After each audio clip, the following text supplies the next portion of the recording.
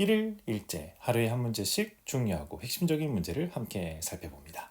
자, 오늘의 문제 보기를 보세요. 보기를 보니까 형용사도 있고 명사도 있고 부사도 있잖아요. 그럼 이거는 구조를 먼저 봐야 돼 라는 얘기죠. 그럼 구조 분석부터 들어갑니다. The older people get 주어 동사가 보여요. 그리고 나서 콤마가 있고요.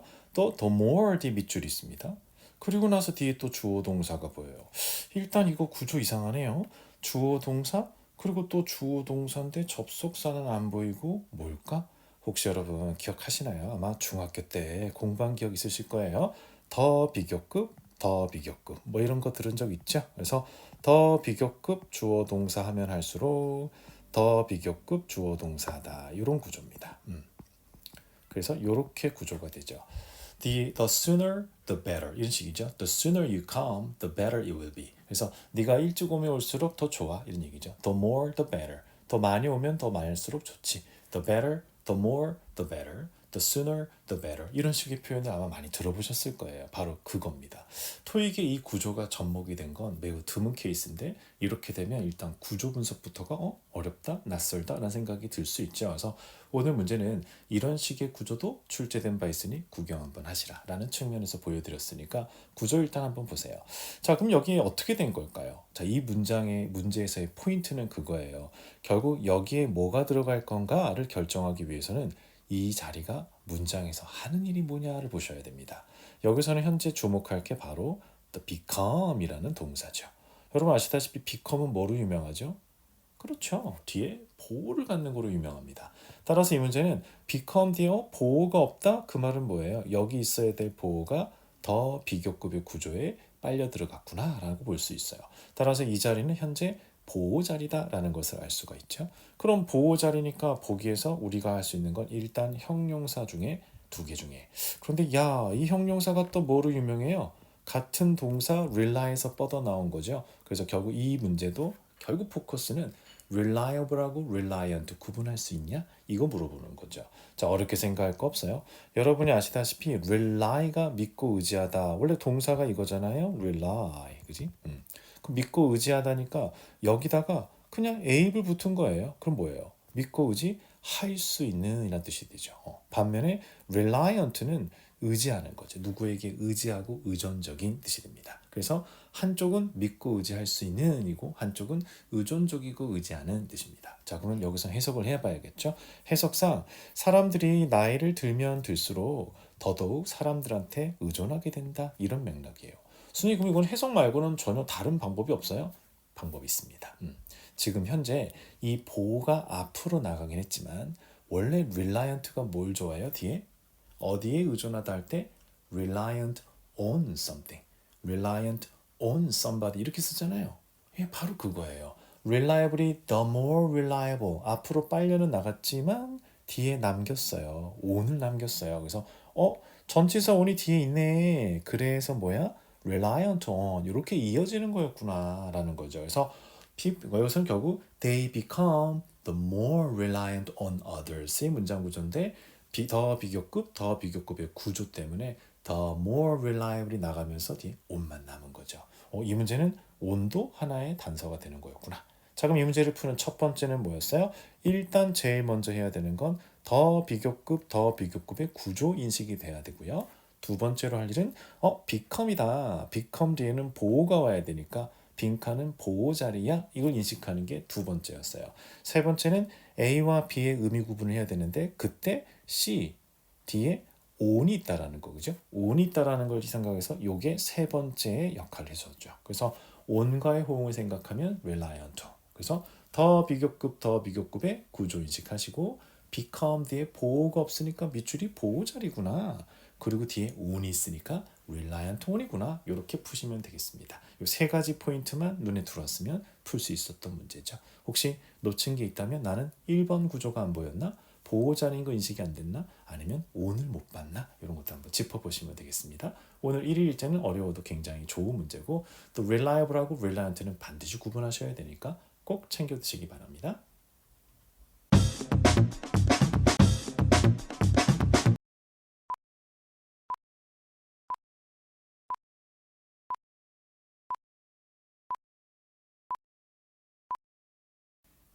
일일 일제 하루에 한 문제씩 중요하고 핵심적인 토익 문제를 함께 살펴봅니다. 자, 오늘 문제 보기를 쭉 보시니까요. 보기상에선 뭐가 보여요? 형용사들이 쭉 4개가 깔려 있죠. 그래서 이거는 어휘 문제구나. 그럼 맥락을 봐야 해. 그죠? 앞에서부터 볼까요? Even though 부사절이 시작이 됐어요. 가로 여시고 Even though only a few employee 몇 명만 등록을 했어요. 세미나에. 그렇지만 It is not always be. 그죠? 현재로서는 it is 뒤에 보호자리예요. 형용사가 들어가야겠습니다. 제가 여러분한테 항상 얘기한 게 있어요.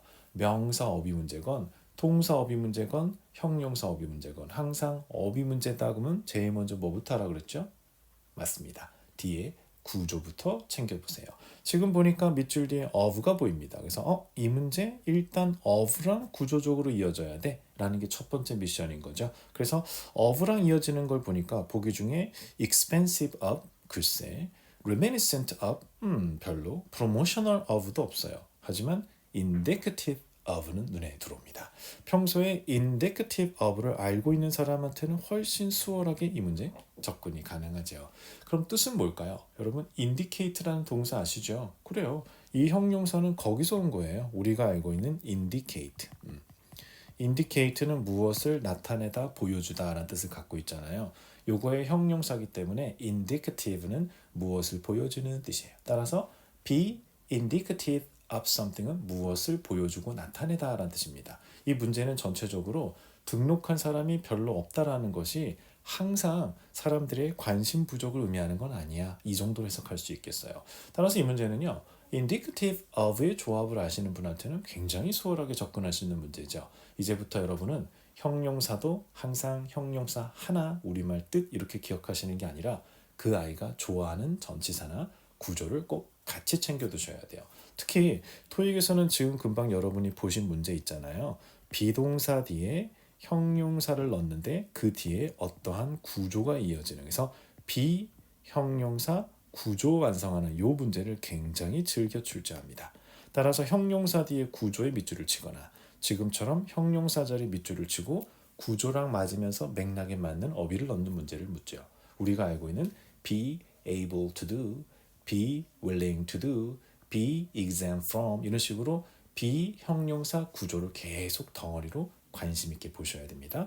토익에서 비형용사 구조 문제는 출제율이 굉장히 높은 형용사의 출제 유형 중에 거의 두 번째, 세 번째 정도 되니까 꼭 챙겨두셔야 돼요. 근데 어차피 이거는 어휘 데이터잖아요. 비형용사 구조를 계속 외워나가야 되는 거죠? 그렇습니다. 시간이 걸리더라도 계속 관심을 가지면서 정리를 해나가셔야겠습니다. 오늘의 1일 일제는 비형용사 구조 완성 문제였습니다.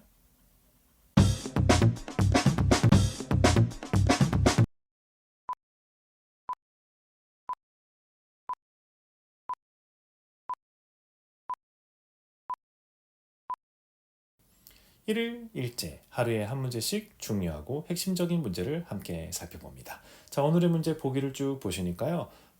동사들이 쭉 깔려 있죠. 그래서 동사 어휘 문제야. 그럼 일단 맥락을 보셔야 됩니다. 자, 앞에 보니까 전치사구로 시작을 했어요. Because of unexpected technical problem 예상치 못한 문제 때문에 그리고 뒤에 problems를 수식하는 관계절이 붙어 있습니다. which be during the conference가 수식어로 붙어 있네요. 그리고 뒤에 우리가 꼭 필요한 주어 그리고 역시 또 관계절을 지나 동사가 이어지는 구조입니다. 자, 구조 분석이 안 된다? 그런 문제를 풀 수 없다 라고 했었죠. 항상 구조 분석은 평소에도 계속 연습을 하셔야 돼요. 어떻게? 빠르고 정확하게 구조 분석을 할 수 있어야 하니까요. 자, 근데 현재 문제는요. which 관계절 아닌데 관계절도 절인데 그럼 주어 동사 있어야 되는데 which가 주격이라 하더라도 어차피 동사는 있어야 되잖아. 그렇죠. 밑줄은 동사 자리입니다. 물론 보기에 동사들만 깔려 있지요. 그래도 일단 이 자리가 무슨 자리인가 항상 인지하는 거 연습을 하셔야 됩니다. 자, 그럼 동사 어떤 걸 넣을까요? 첫 번째 조건은 뭐죠? 그래요. 동사 어휘 문제에서도 역시 구조를 꼭 보셔야 돼요. 어떤 걸 보셔야 되냐? 제일 먼저 동사는 그거예요. 동사의 어휘에서 시작은 그렇습니다. 항상 동사는 둘 중 하나죠. 자동사냐, 타동사냐. 이거부터 분류가 돼야 돼요. 자동사의 경우도 뒤에 전치사로 어떤 걸 갖느냐, 부사로 어떤 걸 갖느냐, 보호를 갖진 않느냐 따져봐야 되고 타동사의 경우도 목적어를 어떤 구조로 갖느냐, 3형식, 4형식, 5형식 이런 것도 따져봐야 되고 따질 게 많습니다. 하지만 일단 동사 문제다. 그럼 제일 먼저 시작은 뭐예요? 이 동사가 자동사인가 타동사인가부터 먼저 따져보는 거죠. 자, 현재로서는 밑줄 뒤에 바로 during the conference라는 전치사구가 나오고 있어요. 그건 무슨 의미예요? 여기에 들어갈 동사는 자동사야 라는 얘기죠. which가 주격이니까 동사 뒤에 아무것도 없다는 얘기는 자동사가 들어가야 돼요. 그러면서도 맥락에 맞아야 됩니다. 자, 그럼 자동사면서 의미에 맞는 거 보기 중에 engage something, reveal something, inquire something 얘들은 다 타동사였어요. 그래서 얘들은 다 목적어가 와야 돼. 그래? 그럼 뭐야? 얘들은 해석하기 전에 지금 사실상 어떤 거예요? 구조적인 측면에서부터 벌써 안 되는 거였네? 그죠? 이 중에 자동사가 하나 있습니다. 바로 emerge죠. emerge는 자동사로 갑자기 모습을 드러내다, 갑자기 나타나다 라는 뜻이죠. 결국은 여기서는 which emerged during the conference. 컨퍼런스 동안에 갑자기 생긴 문제. 이런 뜻으로 쓴 겁니다. 자, 여러분 emerge 한번 챙겨둘 필요가 있어요. 이 동사를 모르는 분들이 굉장히 많아요. 근데 재밌는 건요. emerge가 갑자기 일어나다의 동사잖아요. 이거의 명사가 emergency예요. 그래서 emergency. 그건 아는데 갑자기 생긴 응급사안 같은 거지. 그러니까 emergency를 알면서 emerge를 모른다라는 건 너무 안타까운 일인 거죠. 그래서 이제는 emerge 아는 동사입니다. 무슨 뜻이에요? 갑자기 모습을 드러내다, 갑자기 나타나다 라는 뜻을 갖고 있어요. 그래서 emerge 잘 기억해 두시기 바랍니다. 자, 오늘 동사 어휘 문제 공략했어요. 어떻게 했죠? 일단 동사 자리 확인하신 후에 동사다? 근데 뒤에 목적어가 없다? 그럼 자동사 자리구나 라고 생각하시고 접근하시면 됩니다. 자동사 중에 맥락에 맞는 걸로 그렇게 접근해야죠. 근데 선생님 저는 emerge가 자동사인지 몰랐는데요. 그거는 도움 드릴 수가 없어요. 그죠? 이 동사의 뜻, 이 동사가 자동사인지 타동사인지는 평소 계속 관심 있게 보셔야 된다라는 점입니다. 그죠? 오늘의 일일 일제는 이런 문제였습니다.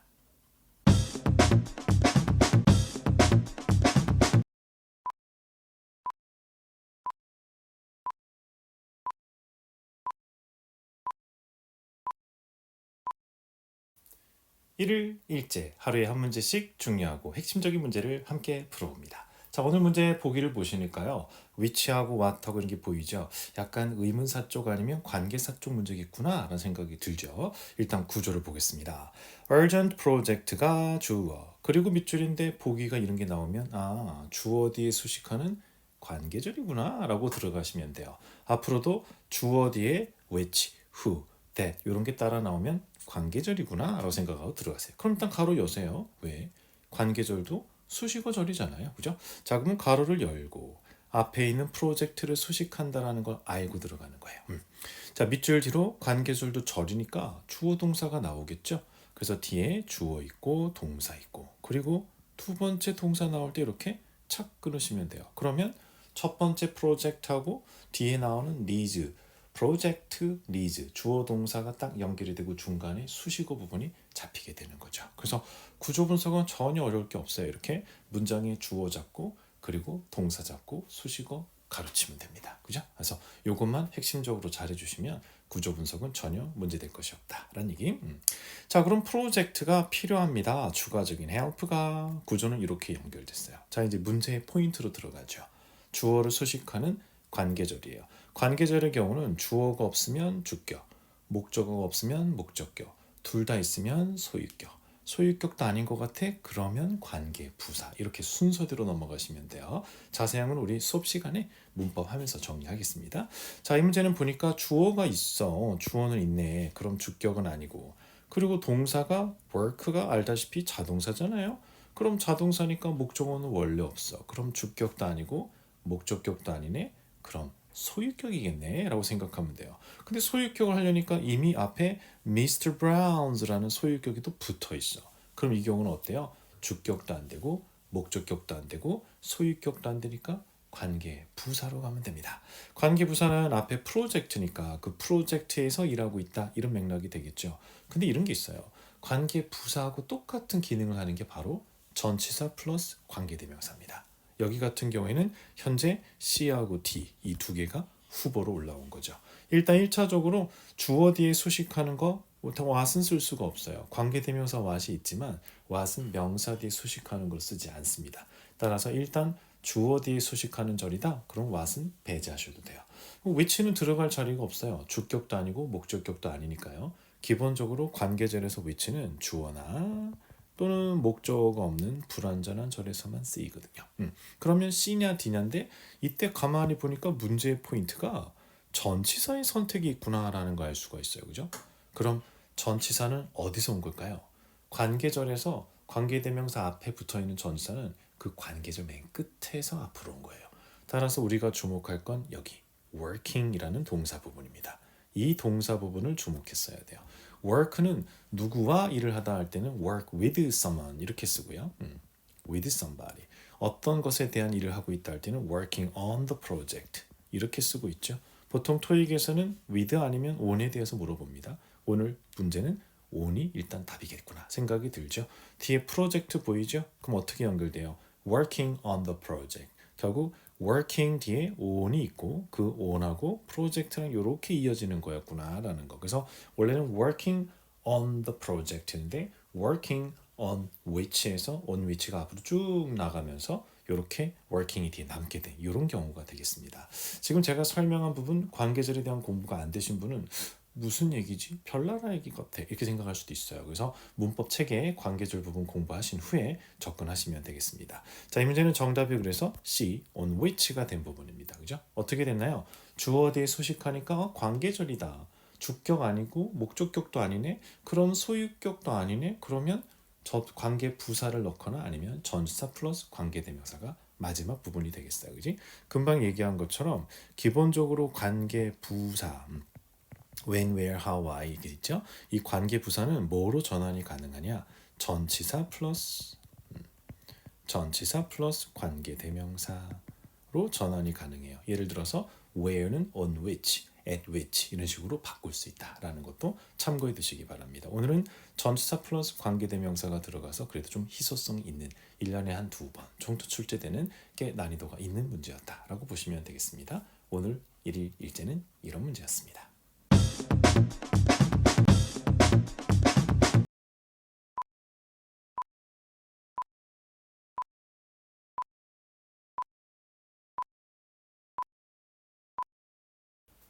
일일 일제 하루에 한 문제씩 중요하고 핵심적인 토익 문제를 함께 살펴봅니다. 자, 오늘의 문제 한번 구경해 보세요. 보기를 보니까 인칭 대명사의 격변화가 일어나고 있죠. 그럼 일단 밑줄이 무슨 자리인가부터 먼저 파악을 해야 돼요. 자, 구조를 보니까요. 앞에 투부정사를 지나서 주어 있고요. 그리고 동사는 offer입니다. 여러분 아시다시피 offer는 타동사예요.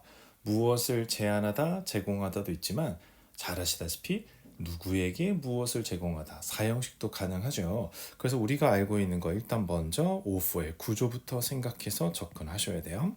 offer는 offer something 무엇을 제공하다도 되지만 offer somebody에게 something을 제공하다 소위 사형식도 가능하다라는 거 요거를 생각해서 접근해야죠.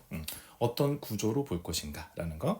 자, 여기서는 offer 뒤에 밑줄을 somebody 자리라고 생각하고 뒤에 product demonstration을 생각하면 offer them product demonstration에서 B가 정답으로 될 수 있는 이런 조건이에요. 근데 여기서는 지금 보면 제공하는 주체가 sales representative거든요. 그럼 이들이 누구에게 고객들에게 제품에 대한 데몬스트레이션을 제공한다. 현재로서는 이 맥락이 자연스럽네요. 그럼 이렇게 접근하시면 돼요. 그런데 어떤 분은 나는 offer 뒤에 product demonstration이라고 생각해서 밑줄을 그냥 소유격으로 생각했어요. 그래서 대여를 골랐는데요. 구조적으로 문제 없습니다. 하지만 그들의 상품 설명을 제공했다. 그들의 상품 설명. 지금 주어는 sales representative 앞에 뭐 굳이 따지자면요. 어가 붙어 있잖아요. 그 말은 뭐예요? 한 명의 영업사원이 고객들에게 설명을 해주는 건데 그들의 제품 설명서를 그들이라는 게 그 뒤들은 뭐야? 고객들의 제품 설명서란 말이 되는 거죠. 고객들의 제품 데몬스트레이션을 해준다가 말이 안 맞아요. 그래서 여기선 고객들에게 프로덕트 데몬스트레이션을 offer 제공한다. 이게 더 자연스럽다고 볼 수 있죠. 이거 생각해 보니까 이 문제가 되게 까다로운 문제라고 볼 수 있다, 그죠? 그래서 금방 설명드린 것처럼 offer라는 아이가 구조상으로 어때요? offer something도 가능하고 offer somebody something도 가능하기 때문에 양방향을 다 계산에 넣어서 offer them 뒤에 something으로 볼 거냐, offer their something으로 볼 거냐 이 차이였다고 보시면 돼요. 그럼 다음에도 이런 식의 문제를 만나면 우리는 어떻게 대처해야 될까요? 당연히 토익에서 출제되는 방향대로 접근해야겠죠. 그게 바로 토익적인 접근법입니다. 제가 수업 시간도 항상 얘기하죠. 토익을 공부하고 토익 시험을 치는 우리는 토익 출제자의 출제 스타일과 출제 트렌드와 출제된 문제의 통계에 따라 맞춤형으로 접근할 필요가 있어요. 자, 그럼 offer라는 동사는 토익에서 3형식하고 4형식 중에 어느 쪽으로 훨씬 더 많이 출제될까? 거의 90%가 4형식 구조로 출제됩니다. 따라서 여러분이 알아야 되는 offer는 뭐예요? 누구에게 무엇을 제공하다. 4형식 동사라는 거, 그게 토익의 출제 타깃인 거죠. 그럼 토익 공부를 좀 했다 하시는 분은 당연히 offer를 딱 보는 순간 무슨 생각이 들어야 돼요? offer? 4형식 동사? 그 유명한 4형식 동사? 이런 반응이 나와야 돼요. 그래서 누구에게 무엇을 쪽으로 방향을 잡아서 댐을 먼저 넣는 것이 토익적인 접근이었다라고 볼 수 있겠습니다. 자, 아무튼 까다로운 문제입니다. 오퍼의 구조에 따라 이쪽으로 볼 거냐 저쪽으로 볼 거냐 3형식 4형식을 판단해야 되고 맥락을 잘 봤어야 되는 그런 문제죠. 하지만 다음에도 오퍼를 만나면 어떻게 하라? 4형식 구조로 일단 방향을 잡아라 라는 얘기. 오늘의 1일 일지였습니다.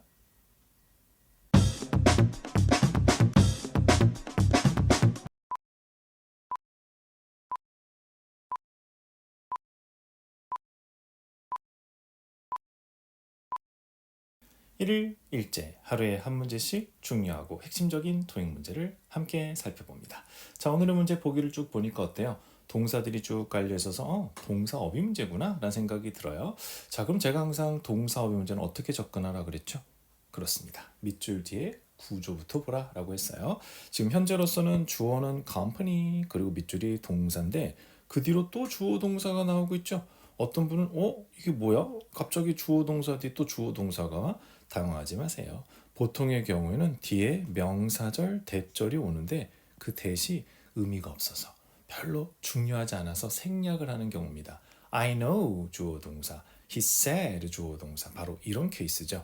이거부터 일단 먼저 얘기하고 갈까요? 자, 금방 말씀드렸듯이 기본적으로 주어 타동사 뒤에 그냥 문장을 하나 만들어서 쓸까요? I know 같은 거 좋죠. I know 뒤에 원래는 I know that 주어 동사 이렇게 문장이 와야 되는데 이 that은 거의 생략을 한다라는 거죠. 또는 그가 말했어요. He said that 주어 동사 여기서도 that을 생략하면서 그가 말했다 주어가 동사라고 이렇게 타동사 목적어 자리에서 쓰는 명사절 접속사 that은 의미가 별로 없어서요. 거의 생략한다는 사실도 기억하고 갑니다.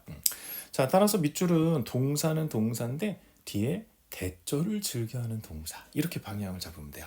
자, 그럼 suggest는 대절을 가질까요? 같습니다. suggest that 주어 동사 올 수 있고요.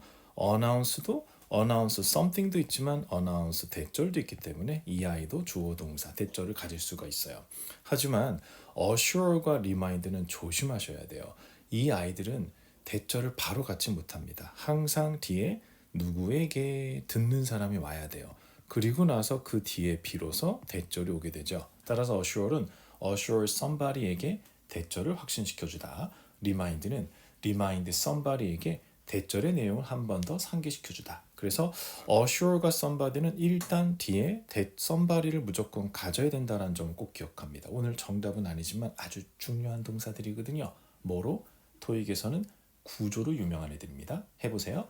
assure somebody that, assure somebody that, remind somebody that, remind somebody that 두 개는 꼭 챙겨 두셔야 됩니다.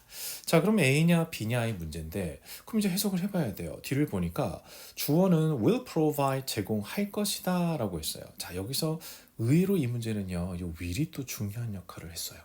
뭐냐면 suggest는 보통 대절을 가질 때 들어본 적 있을 거예요. 주어는 동사 해야 한다 라고 제안하고 주장하다라는 의미로 쓰일 때는 당위성을 강조하는 부분이 있어서요. 주어 대절에서 주어 뒤에 동사를 원형으로 쓴다라는 얘기를 들은 적이 있을 거예요.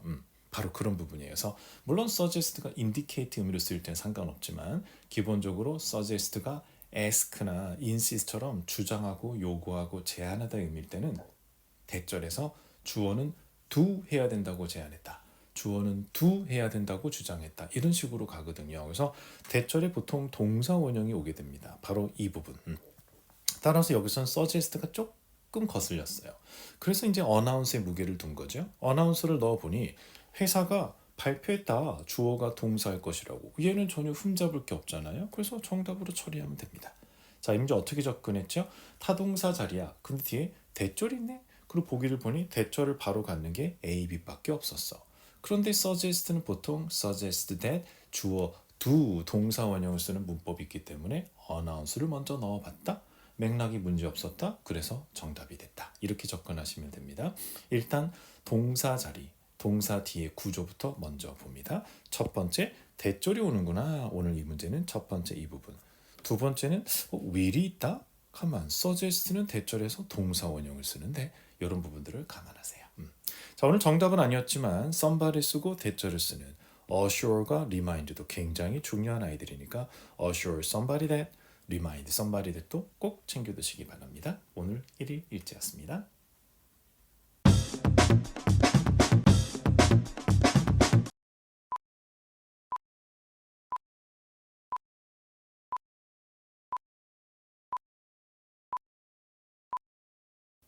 1일 일제 하루에 한 문제씩 중요하고 핵심적인 토익 문제를 함께 풀어봅니다. 자, 오늘의 문제 보기 쭉 보세요. 보기 보니까 전치사들이 쭉 깔려서 전치사 선택 문제구나 라는 걸 알 수 있죠. 전치사 선택 문제는 어떻게 풀어요? 앞과 뒤를 어떻게 이어줄 것인가를 고민하라 그랬어요. 자, 앞에 내용을 보니까 please ensure 명령문으로 시작을 합니다. 확실히 해주세요. 대절의 내용을. 그죠? 디자인이 is kept confidential 하게 해주세요. 자, 이 표현 중요하죠? be kept confidential. 그래서 be kept confidential. 그래서 비밀로 유지해라 라고 할 때 be kept confidential. be kept confidential. 요거 잘 정리해 두세요. 자, 그리고 밑줄이에요. 거기 보니까 전치사야. 근데 어라? 갑자기 밑줄 뒤에 과거 분사가 있어요? 우리가 아는 상식에서 전치사 뒤에 과거 분사가 왜 나와? 나올 이유가 없는 거죠. 이게 뭐야? 문제가 이상하다라고 느껴요. 그런데 여기서 이런 걸 생각해 보셔야 돼요. 가만. 이게 until은 말이야. 전치사로도 쓰지만 접속사로도 쓰지 않았나? 바로 이런 부분입니다. until은 until something 명사도 올 수 있지만 until 주어 동사도 올 수 있거든요. 아니 그건 알죠. 근데 until 주어 동사 온다고 해서 지금 과거 분사가 처리가 되나요? 이렇게 생각해 보세요. 부사절 접속사 중에 전부 다는 아니지만 대부분의 부사절 접속사는 축약의 형태로 분사 구문을 취할 수가 있죠. 만약 주어가 별로 중요하지 않아 이럴 때는 주어를 생략하면서 이 동사만 어떻게 바꿔요? 분사, doing 또는 태에 따라서 done으로 바꾸면서 until doing 할 때까지, until done 될 때까지 이런 식으로 분사 구문으로 갈 수도 있구나라는 생각을 해야 돼요. 그럼 어떻게 돼요? 만약 주어를 생략하고 동사가 수동이라서 과거 분사를 쓴 거라면 until done 될 때까지가 이어질 수 있다 이런 얘기죠. 그럼 여기서는 released 앞에 어떻게 된 거예요? 굳이 따지자면 여기서는 스마트폰의 디자인이고 나왔으니까 스마트폰을 받은 거라고 봐야겠죠. 그럼 어떻게 돼요? until it is released에서 요 it is가 생략된 상태구나 라고 보시면 되겠어요. 그래서 이 문제는 두 가지 포인트가 있어요. 첫 번째는 전치사들을 깔았네. 그래서 출제자 입장에서는 보기만 봤을 때는 어때? 이 문제는 전치사 선택 문제다라는 식의 선입견을 갖도록 유도했다. 라고 볼 수 있습니다. 그래서 첫 번째로 해야 될 일은 전치사의 선택 문제구나. 하지만 이게 아닐 수 있어. 이 생각을 해봤어야 되죠. 바로 until은 전치사도 되고 접속사도 된다는 이 부분을 감안했어야 됩니다. 이게 첫 번째 포인트고 두 번째는 접속사라 하더라도 뒤에 과거 분사가 분사 구문이 있거든. 분사 구문 until 뒤에는 done이 올 수 있거든. 요 생각도 해봤어야 되는 거죠. 그래서 전체적으로 봤을 때는 문법적 지식이 좀 필요했던 문제입니다. 역시 인문반에서 해결하기는 좀 어려울 수 있었던 문제죠. 일단 전치사를 보기에 깔아서 전치사 문제인 척 위압감을 줬기 때문에 그때 벌써 전치사 문제인데 왜 답이 없지? 과거 분사만 있고 그럼 이제 포기하게 되는 문제죠. 이때 가만 until이 접속사도 되는데 분사 구문으로 가면 until done 할 때까지가 가능하지 않을까? 이런 생각을 해봤어야 됩니다. 자, 어려워도 중요한 문제니까 꼭 잘 챙겨두시기 바랍니다. 오늘의 1일 일제였습니다.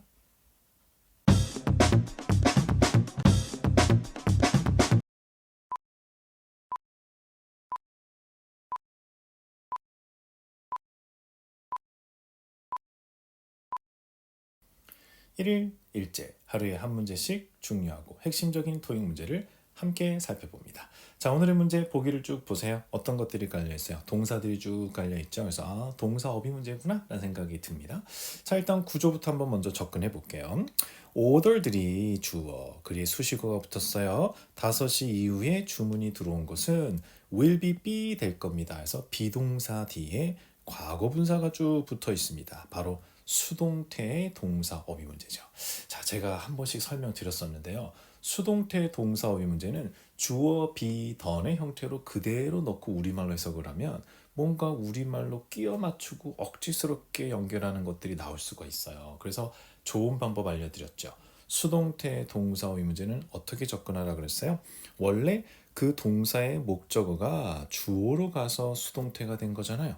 따라서 이 주어 자리에 있는 아이를 뒤에 목적어 자리로, 원래 여기 목적어로 있었을 거니까 이 자리에 갖다 놓으세요.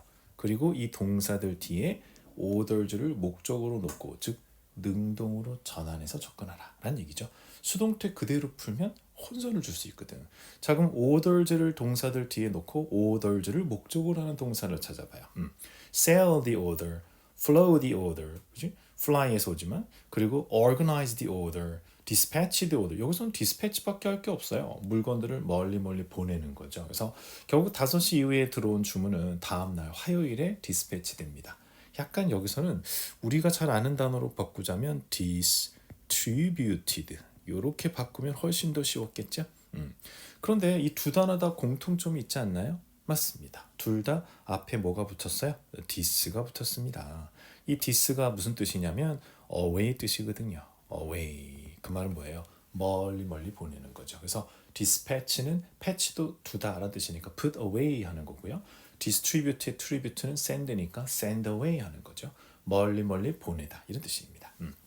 기본적으로 dispatch는요 그렇게도 많이 써요. 예를 들면 군대를 어디에 배치하다, 또는 소방관들을 어디 현장에 배치했다 이런 얘기예요. 긴급 파견하고 보내다 이런 뜻으로 쓰기 때문에, 또는 해외 주재원을 디스패치 보냈다 이런 식으로도 쓸 수가 있죠. 그래서 사건이 터졌을 때 신문사에서 기자를 디스패치 파견했다 이런 거, 또는 화재가 난 곳이나 또는 뭐 재난이 일어난 곳에 한국의 소방대원들이 디스패치 파견되었다. 뭐 그래서 외국에도 태풍이 나거나 화재가 심하면 한국 구호팀이 가잖아요. 그런 거 구호팀이 파견됐다 할 때도 디스패치했다 이런 말을 쓰거든요. 그래서 디스패치도 기본적으로 보내는 거예요. 멀리 보내는 거죠.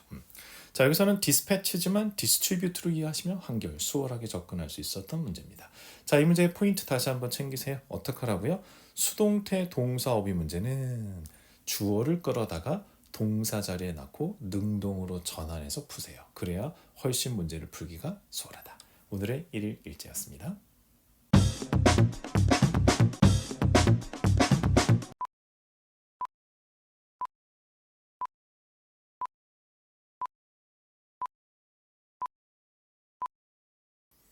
일일 일제, 하루에 한 문제씩 중요하고 핵심적인 토익 문제를 함께 살펴봅니다. 자, 오늘의 문제 보기를 쭉 보시니까 어때요? 동사의 형태 변화, 문법 문제구나 라는 걸 알 수 있죠. 보통 우리가 알다시피 동사 문법 문제는 1. 동사 자리 확인 후에 2. 수, 2. 태, 그리고 시제 순으로 동사 자리 확인 후에 수, 태, 시제 순으로 접근하게 되죠.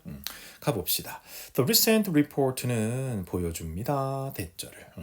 The third quarter profits가 주어, 밑줄에 따라하는 것을. 자, 동사 자리 확인이 됐고요. 그럼 동사 아닌 거 일단 버릴게요.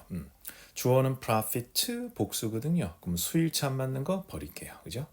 이렇게 벌써 보기 2개는 날렸어요. 동사 자리 확인 후에 동사 아닌 거 버리고, 그리고 바로 수일치부터죠. 그래서 그런 다음에 이제 태를 봅니다.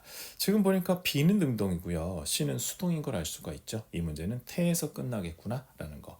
그런데 여기서 decline의 구조를 좀 생각했어야 돼요. 여러분이 아시다시피 이 decline이라는 동사는 자동사, 타동사가 다 되는데요. D는 아래쪽, cline은 기울다라는 뜻을 갖고 있어요. 아래쪽으로 기울다해서 아래로 내려가는 거죠. 그래서 기본적으로 이 아이가 자동사로 쓸 때는 감소하다. 우리가 알고 있는 뭐 decrease 정도로 이해하시면 돼요. 감소하다 뜻일 때는 자동사로 씁니다. 그런데 얘가 타동사도 있어요. 타동사로 쓰게 되면 어떤 뜻으로 쓰냐면 아래로 내리는 거죠. 상대방의 invitation, 초대나 suggestion, 제안에 대해서 그건 다음에 할게요 이렇게 내리는 거야. 아래로 내리는 거야. 그래서 이 아이가 정중히 거절하다. 우리 turn down 한다 그러죠. turn down. 그래서 정중히 거절하다의 뜻으로도 사용이 됩니다. turn down. 좀 강한 표현을 쓰자면 reject가 될 수 있겠죠. 그래서 이런 의미로 쓰일 수 있어요. 그래서 decline이 아래로 내려가니까 decrease 감소하다 뜻도 있어. 그리고 아래로 내리니까 turn down 거절하다 뜻도 있어요. 그런데 거절하다 뜻일 때는 타동사인데 감소하다 뜻일 때는 자동사라는 사실이죠. 그게 왜요? 자동사기 때문에 얘는 뭐예요? 감소하다 뜻일 때는 수동태가 나오지 않습니다. 수동태를 사용할 수가 없어요. 따라서 지금 현재로서는 profit, 수익이 감소하다 뜻으로 쓴 거라서 감소하다의 맥락으로 봐야 돼요. 그러면 자동사기 때문에 수동태가 나오지 않으니까 B는 없는 거, 함정이었다라고 볼 수 있습니다. 그래서 정답은 C가 된 거죠. 자, 이 문제를 풀기 위해서는 일단 기본적으로는 뭐였어요? 밑줄이 동사 자리다 확인 후에 수, 태, 시제 순으로 접근하는 거죠. 태를 확인했어야 되는데 태를 확인하려면 항상 이 동사의 뜻도 알아야 되지만 자동사인지 타동사인지도 알아야 되거든요. 근데 변수가 있었죠. decline은 자동사도 되고 타동사도 돼. 그런데 자동사일 때는 감소하다.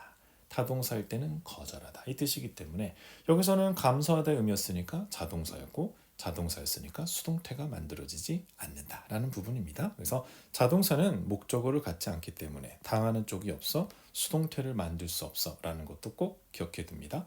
decline의 뜻 두 가지도 꼭 챙겨두시기 바랍니다. 오늘의 1일 일제였습니다.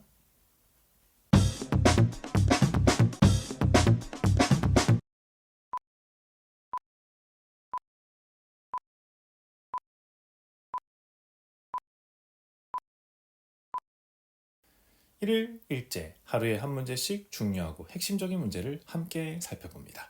자, 오늘의 문제 보기 한번 보세요. 보기를 보니까 형태가 다른 같은 업인데 형태가 다른 품사들이 쭉 있죠.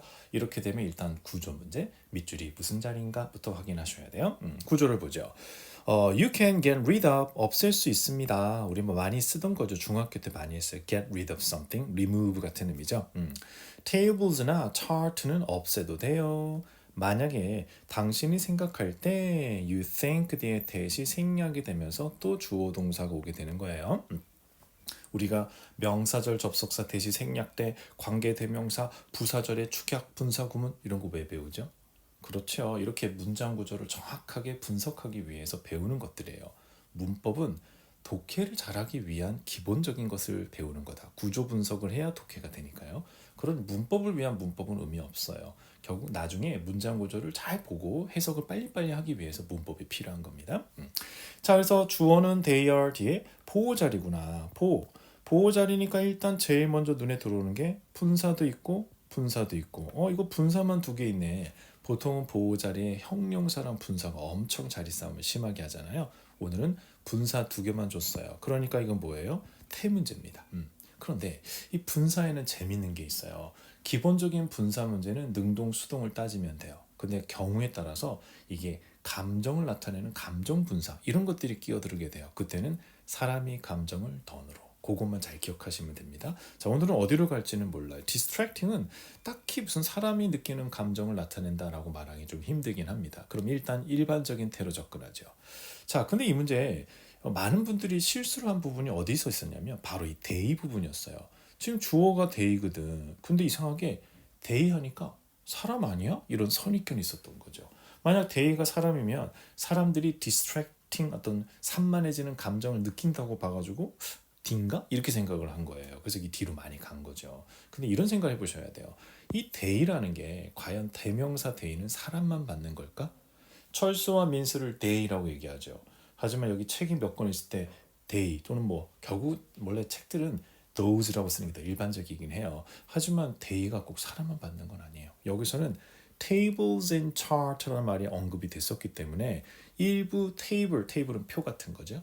표나 차트는 없애도 됩니다. 만약에 그 아이들이 여기서 they가 바로 tables and chart를 받는 거였죠. 그러면 얘들이 결국 뭐예요? 너무 distracting 하다고 느껴진다면 이런 맥락이었던 거죠. 결국 차트하고 표가 너무 많아서 읽는 사람들을 distract 시킨다라고 본 거야. 그래서 여기서는 distracting이 정답이 된 거죠. 그래서 if they are too distracting 하다고 느껴진다면 get rid of, 지워도 된다. 이렇게 된 거죠. 결국 차트가 사람들을 distract 시키는 거기 때문에 여기서는 they are distracting이 된 거죠. 그지? 그래서 이런 부분입니다. 사실은 distracting은 그냥 형용사처럼 인지하셔도 돼요. 그래서 it's distracting, I'm distracted 이렇게 접근하셔도 되겠습니다. 그래서 다음을 위해서 만약에 다음에도 요 distracting, distracted가 출제되면 여러분이 접근하시는 거는 it's distracting, I'm distracted 이렇게 접근하셔도 돼요. 그래서 그것이 distracting 시켜서 내가 distract 되었어 라는 거 좀 산만해지다. 옆에서 공부하는데 옆에서 볼펜을 잡고 택탁 그럼 어때요? It's distracting. So I'm distracted. 이렇게 되는 거죠. 그죠? 입에 한번 붙여볼까요? 같이 해보죠. It's distracting. I'm distracted. 한 번 더요. It's distracting. I'm distracted. 자, 오늘은 요거 일종의 감정 분사로 접근하시면 돼요. 그런데 이것도 이거지만 It's distracting. I'm distracted. 요것도 챙기셔야겠지만 이거 오늘 이 they 그죠? 아까도 얘기했듯이 they는 무조건 사람이다. 이것도 선입견일 수 있다라는 것도 꼭 챙겨 두시기 바랍니다.